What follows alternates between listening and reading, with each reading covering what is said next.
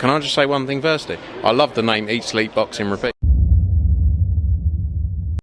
ESBR Boxing, we are back, myself and Paul Kelly. That means one thing and one thing only. We're here in preview mode. But before we divulge the fight that we're previewing, let's like say like and subscribe to the channel. All your boxing needs are up and under one roof there. You know, big fight breakdowns, reviews, previews, interviews with fighters, fight footage, all that good stuff. So please like and subscribe, head over to the channel to do that. Paul, as I said, we're here in preview mode. We are here previewing, I suppose, a super fight and the women's boxing.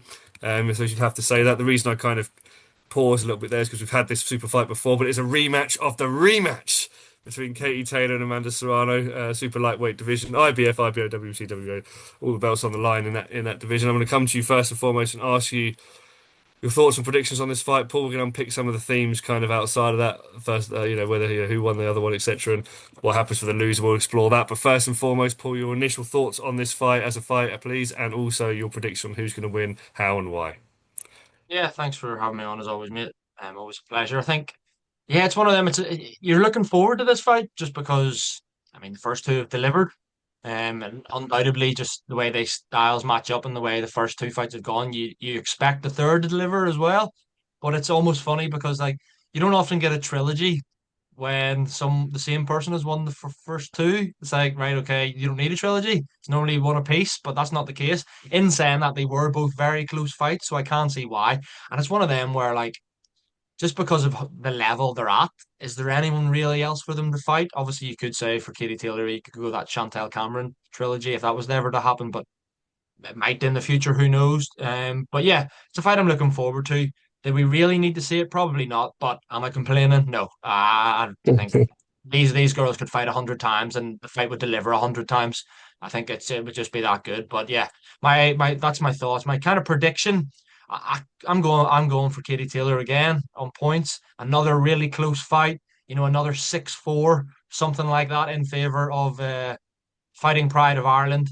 Yeah, I expect Katie Taylor to win, but another super close fight. But yeah, I expect her to retain all of those undisputed super lightweight titles.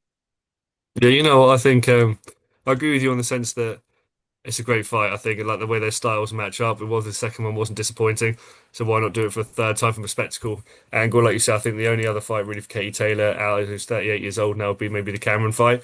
But I'm not necessarily sure what the appetite is for that one. That was also a very tough night's work. And Katie Taylor's not getting any younger. I feel like it's one of those ones where how many times are these two going to fight, man? We're just going to keep wheeling this out until Katie Taylor eventually loses to Amanda Serrano. Like, 38 versus 36. Like, how many times she got to fight? Like, she's been. Katie Taylor, you got to say, is almost like the Canelo of women's boxing in my mind. Like, the hard fights after hard fights, she's taken on every single person to sort of come up to her, and prevailed. So I feel like she deserves a lot of respect. I don't really want to see her lose this fight, but I do actually think she is going to lose this fight. I'm going to say that to you now.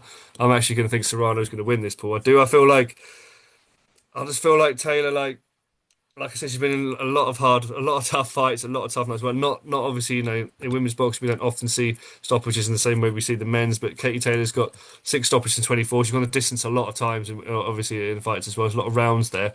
And I felt like the last time out as well, it just looked like, I just felt like, so even last time out, I felt like Serrano looked fresher. I might have even given the fight to Serrano last time or given a draw, to be perfectly honest with you.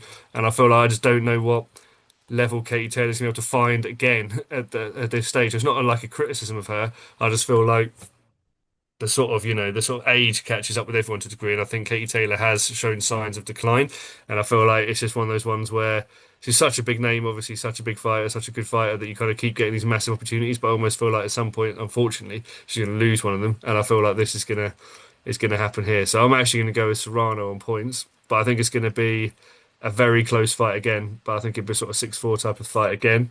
But I actually see it being Amanda Serrano's hand who's raised this time, unfortunately.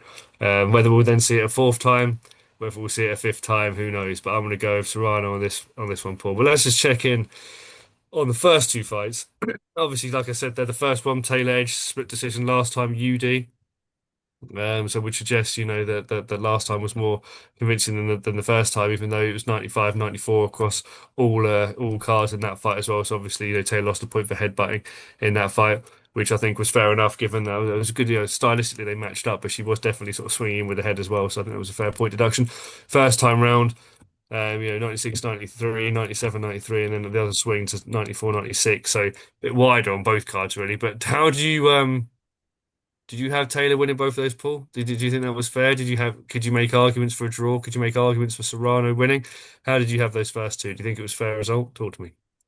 Yeah, I mean, I did have Katie Taylor winning the first one. That was a fight of the year contender. Again, it's one of those where they are just so close and the rounds are so competitive. Like there's almost like one punch in it. You're like, right, that punch is just given Taylor the round there in the last 10 seconds, that be combination or whatever. And then vice the next round, oh, Serrano's pushed her back there, maybe even wobbled her at the end of this round. So that's that, there's just they're so competitive every single round. It's not like, right, she's won all 120 seconds of that round convincingly. I don't think that's been the case at all in either of their fights over the 20 rounds. Um, but yeah, I think I did actually give Katie Taylor both. But if you tell me that you've given Serrano both, like can't argue with it because they just are so close.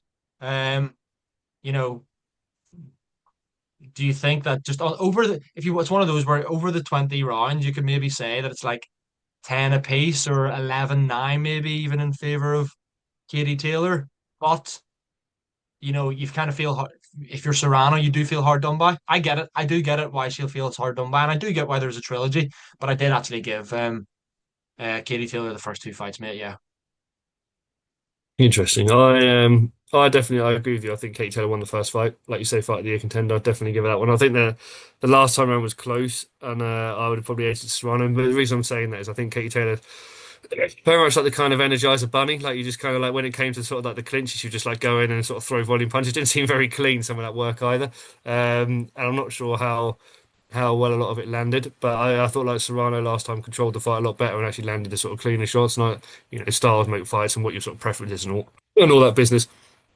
I would have had her winning that one, but again, very close, not dominant, like dominant victory. Like you say, over the 20 rounds, you're probably looking at maybe one or two rounds, 1, 2, 3 rounds in it over 20. So very, very tight. So it's just a case, I suppose, of what you like and what you're judging. But let's talk a little bit about the loser of this one, especially if it's to be Katie Taylor, Paul.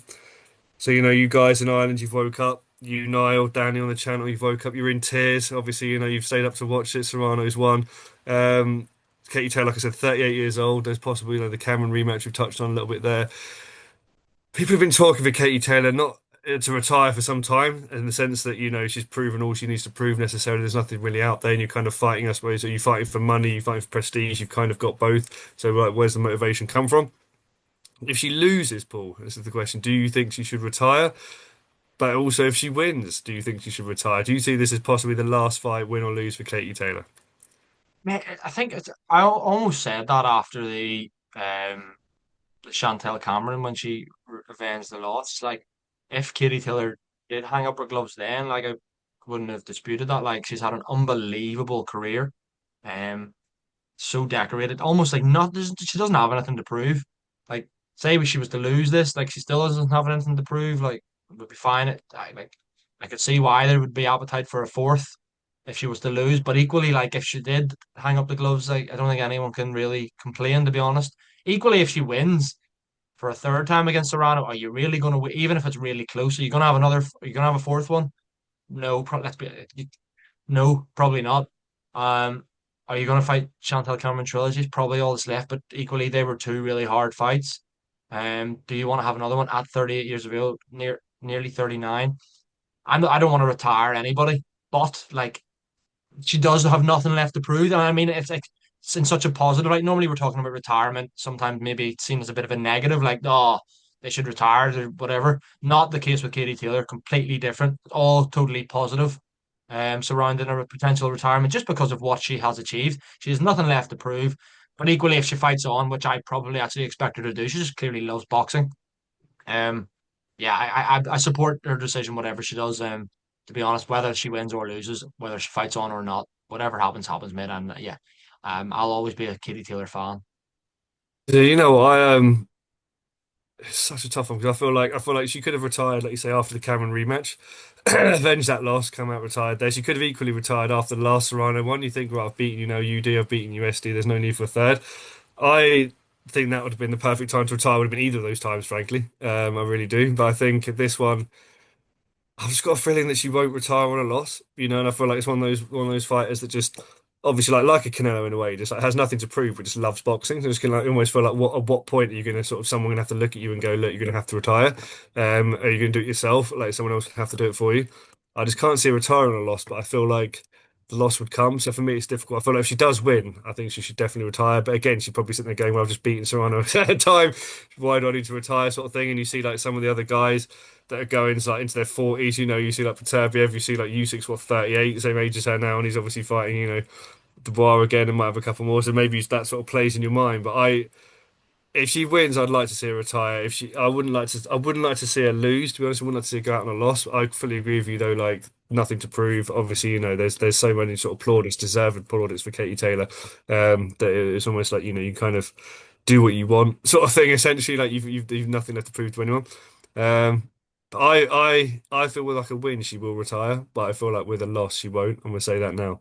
Because that's kind of how I'm just sort of viewing it from the outside. But that is all we have time for. Paul, thank you very much for joining me, guys. Thank you very much for watching. As we said at the top of this video, like and subscribe to the channel. Obviously, we've got other previews of this nature and also big fight breakdowns, reviews of fights, interview features of fighters, and all that sort of good stuff on the channel. So please like and subscribe and check that out. Paul, thank you very much for joining me for this. Guys, thank you very much for watching. We hope that Katie Taylor, prevails against Serrano, but we are in disagreement whether she will, and we wonder whether she's going to retire. So please let us know your thoughts on that as well. But thank you for watching, Paul. Thank you very much for joining me. Until next time. Pleasure as always, mate. Cheers.